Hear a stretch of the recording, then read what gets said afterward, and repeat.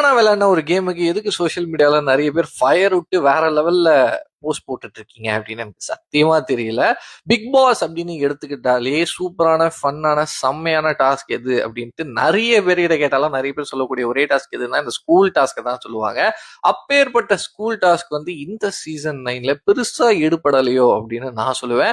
அதுக்கு முக்கியமான காரணம் நிறைய பேர் இருந்தாலுமே என் கண்ணுக்கு ஃபர்ஸ்ட் ஆளா தெரிகிறது வந்து வியானா அவர்கள் தான். வியானா அவர்கள் வந்து செஞ்ச ஒரு சில விஷயங்கள் வந்து பார்க்கறதுக்கு கொஞ்சம் இரிட்டேட்டிங்கா இருந்துச்சு. அதுக்கு எதுக்கு கதற உர்றோம் உர்றோம் உர்றோம் உர்றோம் உர்றோம் அப்படின்ட்டு நிறைய பேர் போஸ்ட் போட்டுட்டு இருக்கீங்க அப்படின்னு எனக்கு சத்தியமா தெரியல. ஒருவேளை அவங்களோட பார்வையில அப்படி இருக்கோ என்னவோ. வியானா வந்து இதுக்கு முன்னாடி வந்து ஒரு சில விஷயங்கள் பண்ணியிருந்தாங்க. லைக் தேங்க்யூ அப்படின்றதா இருக்கட்டும், அந்த பொன்னி நதி பார்க்கணுமா அதுக்கெல்லாம் கிரிஞ்சு அப்படின்னு சொல்லி நிறைய பேர் போஸ்ட் போட்டுட்டு இருந்தீங்க.